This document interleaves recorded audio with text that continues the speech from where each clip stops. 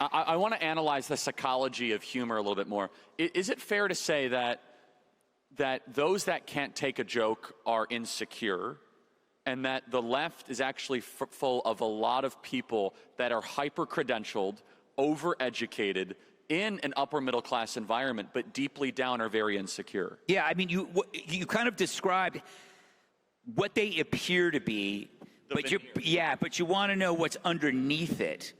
And I think about that a lot. And I think about, when I was in high school, I was a liberal, and I think one of the things I liked about it was that we didn't have a name for it. It was virtue signaling, but it was easy status. If you wanted high status from a teacher, you push a liberal perspective in your debates or in your term papers. So the idea, excuse me, I had a burger. If what is important to you is status, I need to know that everybody around me likes me. Then I will look at what is popular and I will echo that. That's how liberalism kind of works. One of the things I always tell young conservatives, like, what do I do when I'm outnumbered, when I'm there and I'm being ganged up on by 3 or 4 people? And I always say, ask them why it's so important that I agree with you. Yeah. Why do you need me? Why is it so important that I should agree with you? And then you might say, I think if you're looking for reassurance that you are right, I'm the wrong person. And it's a very simple way of, because they have to lead, they should ask themselves, why is it important that you agree with me? Because they themselves aren't sure. They are not sure. It goes to the insecurity.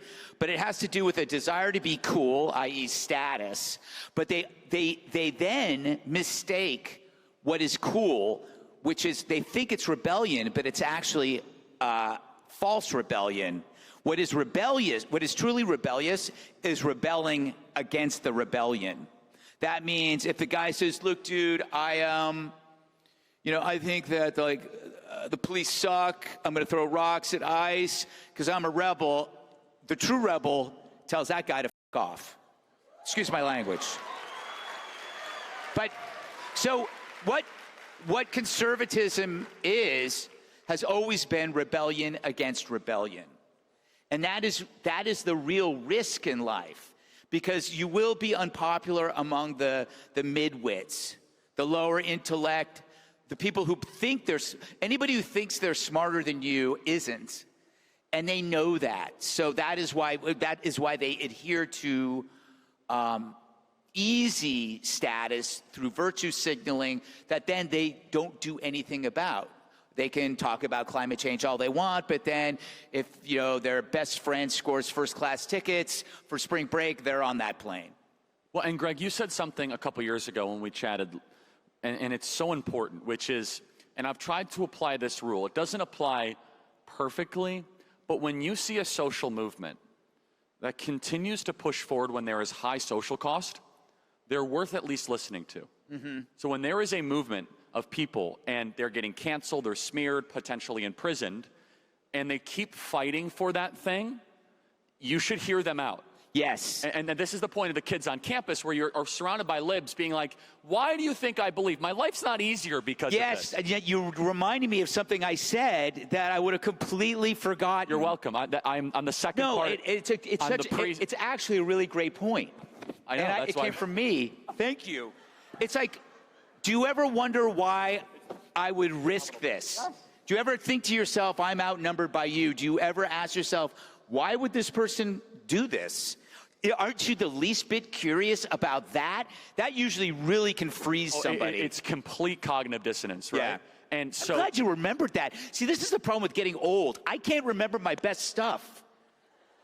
That's why I'm here. I remember your stuff for you. But let's dive deeper into that. So think about it. If you're ever outnumbered, instead of talking about politics or stuff, just say, listen, my view comes at a high social cost on this college campus. Yeah. High social cost. How many kids here are graded differently because of your conservative views? Raise your hand. Okay. Almost every student's hand Yeah. goes up. So therefore, you're making a conscious decision to suffer to some degree for a transcendent value. Yeah.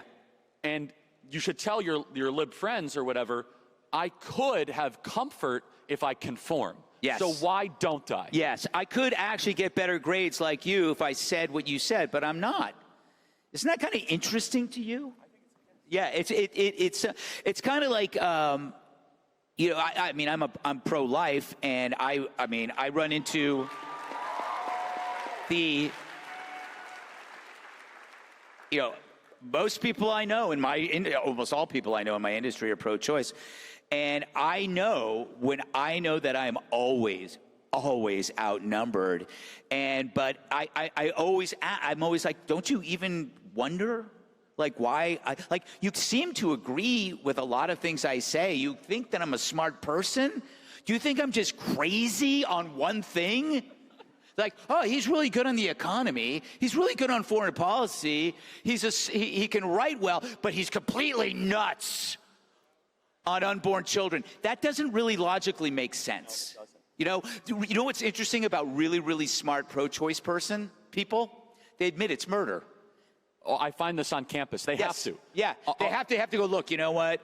I'm not going to argue what it is murder, but I'm still for it. That was that was like the liberal comedian way of dealing with it. I think almost every smart comedian, when they talk about abortion, will not deny that it's murder. And then everyone laughs at the comic club. I guess that makes it okay. Yeah, it's like, at least you're being honest. But this is another important point that Greg is making, that if you have earned social trust with people in your circle, defending that view that might be seemingly unpopular can convert that whole social circle to be a conservative. Yes. Because they'll think, wow, this is a good person. It's not just being right, it's also character. Yes. Right?